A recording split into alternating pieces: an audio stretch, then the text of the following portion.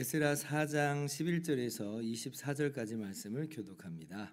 아닥사스다 왕에게 올린 그 글의 초보는 이러하니 강 건너편에 있는 신하들은 왕에게 아뢰나이다. 당신에게서 우리에게로 올라온 유다 사람들이 예루살렘에 이르러 이 패역하고 악한 성읍을 건축하는데 이미 그 기초를 수축하고 성곽을 건축하오니 이제 왕은 아시옵소서. 만일 이 성읍을 건축하고 그 성곽을 완공하면 저 무리가 다시는 조공과 관세와 통행세를 바치지 아니하리니 결국 왕들에게 손해가 되리이다.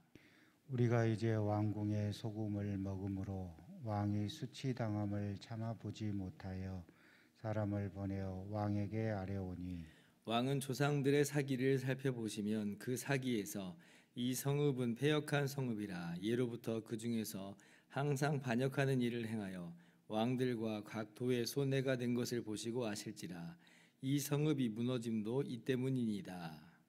이제 감히 왕에게 아뢰오니 이 성읍이 중건되어 성곽이 준공되면 이로 말미암아 왕의 강 건너편 왕지가 없어지리다 하였더라. 왕이 방백 루흠과 서기관 심세와 사마리아에 거주하는 그들 동관들과 강 건너편 다른 땅 백성에게 조서를 내리니 일렀으되 너희는 평안할지어다. 너희가 올린 글을 내 앞에서 낭독시키고 명령하여 살펴보니 과연 이 성읍이 예로부터 왕들을 거역하며 그 중에서 항상 패역하고 반역하는 일을 행하였으며 옛적에는 예루살렘을 다스리는 큰 군왕들이 있어서 강 건너편 모든 땅이 그들에게 조공과 관세와 통행세를 다 바쳤도다. 이제 너희는 명령을 전하여 그 사람들에게 공사를 그치게 하여 그 성을 건축하지 못하게 하고 내가 다시 조서 내리기를 기다리라. 너희는 삼가서 이 일에 게으르지 말라. 어찌하여 화를 더하여 왕들에게 손해가 되게 하랴 하였더라. 아닥사스다 왕의 조서 초본이 루흠과 서기관 심세와 그의 동료 앞에서 낭독되매 그들이 예루살렘으로 급히 가서 유다 사람들을 보고 권력으로 억제하여 그 공사를 그치게 하니 이에 예루살렘에서 하나님의 성전 공사가 바사왕 다리오 제2년까지 중단되니라. 아멘. 할렐루야. 하나님의 크신 은혜와 평강이 오늘도 변함없이 여러분 가운데 가득 넘치기를 주님의 이름으로 축원합니다. 어제 우리가 4장 1절부터 10절까지를 보면서 이스라엘 백성이 파괴된 하나님의 성전을 재건함에 있어서 주변 민족들에 의해서 많은 방해를 받았다라고 하는 것을 함께 살펴봤습니다. 그러면 이제 구체적으로 어떤 식으로 해서 방해를 받았는지 그 구체적 샘플을 우리가 오늘 본문에서 보게 되는 것이에요. 자, 주변 민족들이 어떻게 하고 있냐면 바사왕 아닥사스다에게 상소를 올립니다. 13절을 보면 그러면서 이제 어떻게 상소를 올렸냐면 만약 이 성읍이 건축이 완공이 되면 이 사람들이 더 이상 왕에게 조공을 바치지 않을 겁니다. 세금을 바치지 않을 겁니다. 이렇게 얘기를 하는 거예요. 그런데 여러분 이게 무슨 정확한 어떤 사실 판단에 의한 것이거나 아니면 이 사람들이 그런 정보를 정말 들었기 때문에 이 상소를 올리는 게 아니에요. 지금 이스라엘 백성들하고 대립 관계에 있는 그런 입장으로서 어떻게 하든지 이스라엘 백성들을 좀 깎아내리고 어떻게 하든지 이스라엘 백성을 좀 안 되게 하는 그런 심산으로 지금 있지도 않은 일을 마치 이럴 것이라고 하는 그러한 예측으로서 상소를 올리고 있다는 거예요. 지금 이스라엘 백성들은 이럴 의도가 전혀 없거든요. 그럼 이게 뭐예요? 한마디로 모함이죠, 모함. 모함을 지금 하고 있습니다. 그런데 이제 이 사실을 알 리가 없는 바사 왕은 어떻게 했어요? 이 이야기를 지금 이 상소문을 전해 들었을 때 굉장히 괘씸한 마음이 이제 들 수밖에 없는 겁니다. 안 그래도 제국 곳곳에 반란이 막 일어나기 때문에 그런 것들을 진압하느라고 바쁜 왕이에요. 이 바사 왕들은 이제 나라가 제국이 굉장히 컸기 때문에 그 제국 전체를 다스리는데 정신이 없어요. 막 여기저기에서 반란이 막 일어나는 걸 진압하고 제압해야만 했습니다. 그런데 지금 예루살렘에도 그런 조짐이 있다라고 하니까 굉장한 분노가 아마 그 안에 있었을 것이다. 그래도 이제 좀 그 분노를 가라앉히고 사실 조사를 좀 확실하게 하고 암행어사를 막 파송해가지고 지금 어떻게든 그 예루살렘의 현장 분위기를 좀 보았다면 이게 모함이라고 하는 것을 분명히 알았을 텐데, 근데 뭐 페르시아 제국이, 바사 제국이 얼마나 넓은데 그거 일일이 다 신경을 쓸 수 있겠어요. 그리고 지금 상소를 올린 사람들도 나라의 관리들이니까, 자기들이 임명한 관리들이 지금 이런 상소를 올리고 있으니까 이걸 그냥 받아들은 거예요. 이걸 그냥 받아듣고 신빙성이 있다라고 생각을 하는 거죠. 그리고 지금 이 상소문의 뒤에 그 증거는 아니지만 증거처럼 이야기하는 게 뭐예요? 옛날 이스라엘 역사를 얘기하는 거예요. 옛날에 예루살렘의 이 역사를 얘기합니다. 바벨론 제국 시절에 자꾸 이제 바벨론에게 반역을 했거든요, 진짜로. 그래서 바벨론에게 멸망당하는 그 역사가 있어요. 그래서 포로로 끌려갔잖아요. 그러니까 그걸 다시 상기시켜 주면서, 또 그리고 옛날에는 예루살렘의 큰 군왕, 아마 다윗과 솔로몬을 또 의미하는 것일 수 있겠습니다. 그런 왕들이 있어서 심지어는 그 왕들이 이 땅에 세금들을 걷어들였다. 이렇게 이제 과거 역사, 지금 사실은 아무런 관련성도 없는데, 근데 이제 그런 역사를 마치 증거처럼 딱 들이밀기까지 하니까 그냥 덜컥 이 바사왕 아닥사스다가 그걸 믿어버린 거예요. 그래서 지금 조서를 내립니다. 성읍을 건축하지 못하도록 중단시키라고 막으라는 거예요. 그래서 이 예루살렘 성읍이 이제 재건되는 게 중단되는 것이에요.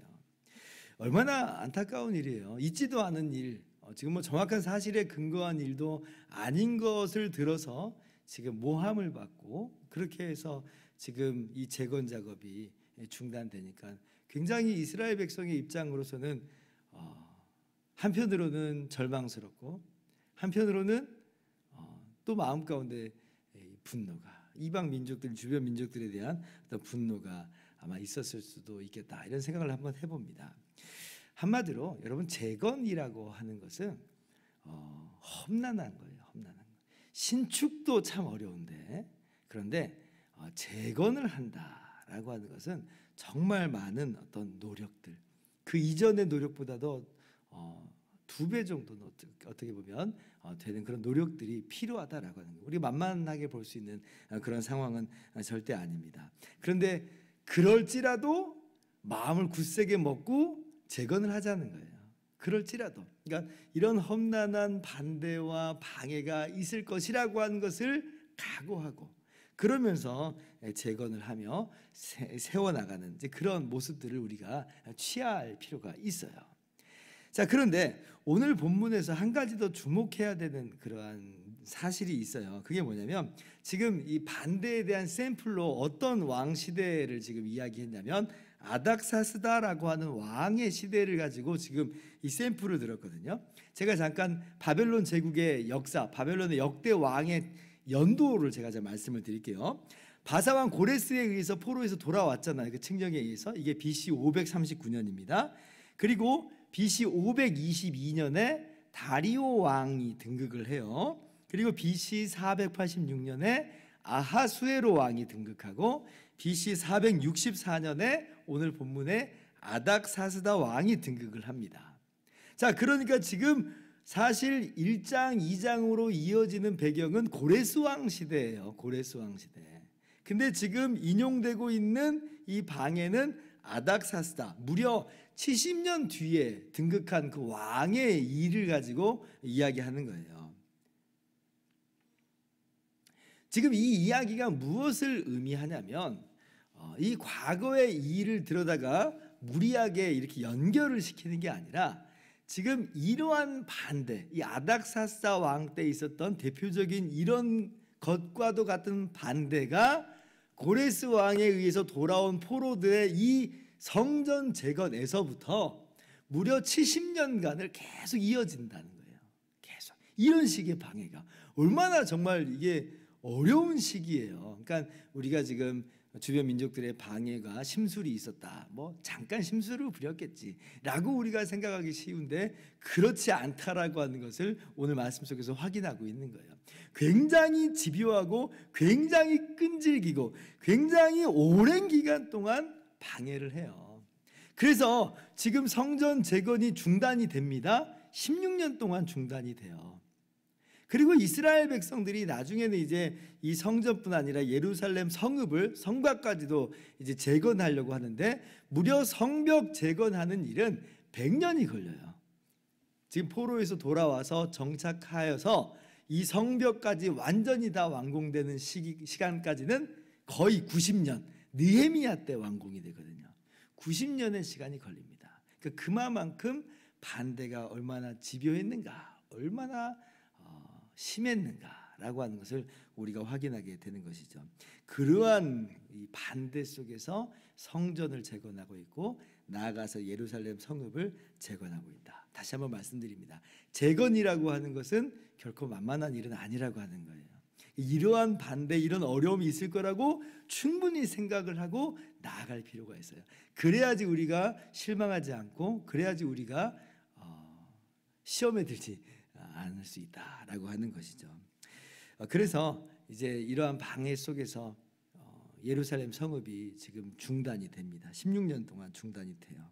뭘 어떻게 할 수가 없잖아요. 왕이 이제 가로막은 형국이 됐으니까 지금 그래도 성전을 짓겠다고 하는 것은 어떻게 보면 왕을 반대하는, 그야말로 반역을 한다는 그런 의미가 되니까 꼼짝없이 지금 중단이 돼야 되는 상황이 되었습니다. 여러분, 이러한 상황이 됐을 때 그럼 우리는 어떻게 해야 될까요? 역시 해도 안 돼. 그리고 이제 자포자기 해버릴까요? 망연자실하고 그냥 손 놓아버릴까요? 많은 경우 많은 사람들이 많은 환경 속에서 그렇게들 하지만, 그러나 우리가 이런 상황 속에서 붙잡아야 될 마음은 뭐냐면 인내죠. 인내. 지금은 중단됐지만 이게 끝은 아닐 거야. 하나님께서 분명히 우리를 통해서 놀라운 일을 이루시는데 이게 끝은 아니야. 그래서 우리가 인내하는 거예요. 지금 뭐 아무것도 못한다 할지라도 비전을 가지고 인내하면서 나가는 그런 상황이 우리들에게 요구된다. 제가 뭐 주일날에도 코로나 이야기를 잠깐 했습니다만은 작년 말부터 백신 접종이 다 완료되고 작년 말부터 해서 한국 교회에 다시 한번 좀 봄날이 다가오는 것 같았었어요. 제 마음에 그랬습니다. 우리 교회만 해도 우리 온 교우들이 다 나와서 예배를 드리니까 다른 교회들도 그렇게 회복이 될 것이고, 그리고 무너져버린 그런 교회들도 다시 일어날 수 있는 그런 기회가 아마 이제 주어질 것이다 라고 생각을 했는데 오미크론이 다시 와버렸잖아요. 변이가 생겨가지고요, 오히려 지금 뭐 또 잠깐 이렇게 일어나려고 했던 그런 모습들이 다 어느새 다 사라져버리는 그런 모습이 다시 진행이 돼버렸어요. 망연자실하죠. 잘 될 줄 알았거든요. 뭔가 이제는 좀 회복될 줄 알았거든요. 그러나 이렇게 다시 주저앉아 버리는 상황이 된다 할지라도 뭘 잃지 말아라? 초심을 잃지 말고 인내하자는 거예요. 인내하자. 다시 이제 오미크론이 끝나고 우리 안에 이제 봄날이 찾아올 것 같아요. 정말 그렇게 되기를 바랍니다.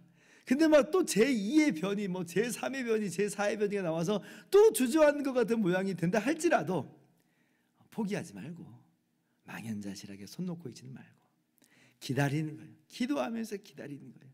주님의 때를 기다리는 거예요. 그러한 모습 속에서 우리가 하나님께서 우리가 맡겨주신 이 재건하는 일, 이 부흥의 일을 우리가 잘 감당하는 저와 여러분 모두 되기를 주님의 이름으로 축원합니다. 기도하겠습니다.